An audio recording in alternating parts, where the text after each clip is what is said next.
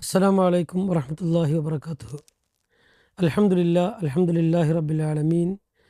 വസല്ലല്ലാഹു അലാ നബീന മുഹമ്മദിൻ വഅലാ ആലിഹി വമൻ തബിഅഹും ബിഇഹ്സാനിൻ ഇലാ യൗമിദ്ദീൻ.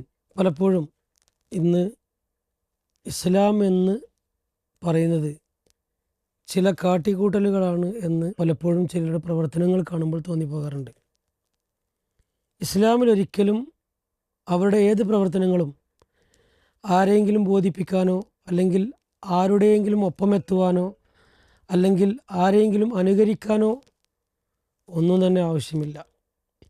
വിശുദ്ധ ഖുർആനും അഷ്റഫുൽ ഖൽഖ് റസൂലുള്ളാഹി സ്വല്ലല്ലാഹു അലൈഹി വസല്ലമയുടെ തിരുസുന്നത്തും അതാണ് ഇസ്ലാമിൻ്റെ പ്രമാണങ്ങൾ.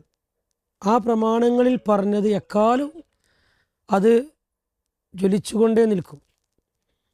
അതിന് യാതൊരു മങ്ങലും ഏൽക്കുകയില്ല. അതുകൊണ്ട് തന്നെ ആരുടെ കൂടെ എത്ര വേഗത്തിൽ നമ്മൾ പോവുകയാണെങ്കിലും നമുക്ക് പരിശുദ്ധ ദീനിൻ്റെ ആ ചട്ടക്കൂടിൽ ഒതുങ്ങി നിന്നുകൊണ്ട് ഇസ്ലാമികപരമായി മുന്നേറാൻ സാധിക്കുകയില്ല. അതുകൊണ്ടാണ് ചില സംഘടനകൾ അതിൽ നിന്ന് ഇസ്ലാം തന്നെ ഇല്ലാതായി ജമാഅത്തെ ഇസ്ലാമിയെ പോലുള്ള സംഘടനകളും അതുപോലെ തന്നെ മുജാഹിദ് പ്രസ്ഥാനങ്ങളിൽ ചില വിഭാഗങ്ങളെങ്കിലും ഇസ്ലാമുമായി അല്ലെങ്കിൽ അതിൻ്റെ കാര്യങ്ങൾ പറയുന്നതിൽ നിന്ന് ബഹുദൂരം അകന്ന് പോകാനുണ്ടായ കാരണവും അതുതന്നെയാണ്.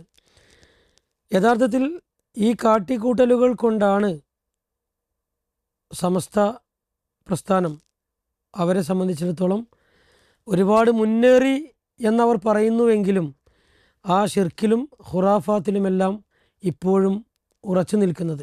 ആളുകളുണ്ടാകുമ്പോൾ അവർ കൂടുതൽ പ്രാർത്ഥനകളും ദിക്റുകളും ആചാരങ്ങളും അനുഷ്ഠാനങ്ങളും അതുപോലെ തന്നെ ഷിർക്കും ബിദ്അത്തും ഖുറാഫാത്തും ഒക്കെ അതിനൊക്കെ പൊടിപ്പും തുങ്ങലും വെച്ചുള്ള പ്രവർത്തനങ്ങൾ അവർ നടത്തിക്കൊണ്ടിരിക്കുന്നു.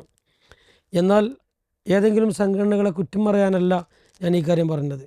വളരെയധികം ശ്രദ്ധിക്കേണ്ട കാര്യം എന്നുള്ള നിലക്കാണ് ഖുർആനിൽ നിന്നും ഹദീസിൽ നിന്നും അകന്നുപോയി എത്ര നമ്മൾ ഉന്നതമായ പ്രവർത്തനങ്ങൾ നടത്തിയാലും അതെല്ലാം മങ്ങലേൽക്കുന്ന പ്രവർത്തനങ്ങളായിരിക്കും. എന്നാൽ ഇസ്ലാമികപരമായി അതിലുള്ളത് യഥാവിധി നമ്മൾ പ്രവർത്തിക്കുകയാണെങ്കിൽ ആര് എന്ത് രീതി സ്വീകരിച്ചാലും ഏത് തരത്തിലുള്ള കാര്യങ്ങളിൽ ഏർപ്പെട്ടാലും വിശ്വാസികളെ സംബന്ധിച്ചിടത്തോളം അവർക്ക് യഥാർത്ഥത്തിൽ ഖുർആനും സുന്നത്തും അനുസരിച്ച് മുന്നോട്ട് പോയാൽ ഏത് കാലഘട്ടത്തിലും അവർക്ക് വിജയിക്കാൻ സാധിക്കും. മഹാനായ അഷ്റഫുൽ ഖൽഖ് റസൂലുള്ളാഹി സ്വല്ലല്ലാഹു അലൈഹി വസല്ലമയുടെ സന്തത സഹചാരികളായ ആളുകൾ അവർ വിശുദ്ധ ഖുർആൻ പാരായണം ചെയ്യുകയാണെങ്കിൽ തൻ്റെ വീട്ടിൽ ആരെങ്കിലും വരികയാണെങ്കിൽ അത് ഏതെങ്കിലും ഒരു ആരും കാണാത്ത മൂലയിൽ കൊണ്ടുപോയി വെക്കും. ഞാൻ ഖുർആൻ ഓതി എന്നവർ അറിയരുത് എന്ന് കരുതി. അതുപോലെ തന്നെ സച്ചരിതരായ ഖുലഫാഉർ റാഷിദുകളിൽപ്പെട്ട പല ആളുകളും പാവപ്പെട്ടവരായ ആളുകൾക്ക് ധാന്യ ചാക്കുകൾ കൊണ്ടുപോയി അവിടെ വീട്ടിൽ കൊണ്ടുപോയി കൊടുക്കാറുണ്ടായിരുന്നു. അവർ മരണമടഞ്ഞതിന് ശേഷമാണ് പലപ്പോഴും അവരാണ് ഇത് കൊണ്ടുപോയി കൊടുത്തിരുന്നത് എന്ന് അറിഞ്ഞിരുന്നത്.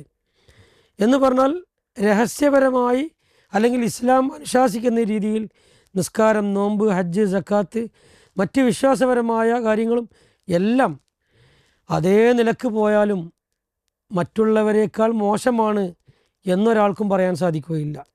എല്ലാവരും അത് ചെയ്യുന്നു, അതുകൊണ്ട് നമ്മളും അതിൽ ഭാഗമാക്കുക, എല്ലാറ്റിലും എല്ലാവരും തലയിടുന്നു, നമ്മളും പോയി തലയിടുക എന്നുള്ള ഒരു രീതി യഥാർത്ഥ മതവിശ്വാസികളായ ആളുകളെ സംബന്ധിച്ചിടത്തോളം, പ്രത്യേകിച്ചും ഇസ്ലാമിനെ സംബന്ധിച്ചിടത്തോളം അവർക്കുണ്ടാകാൻ പാടില്ല.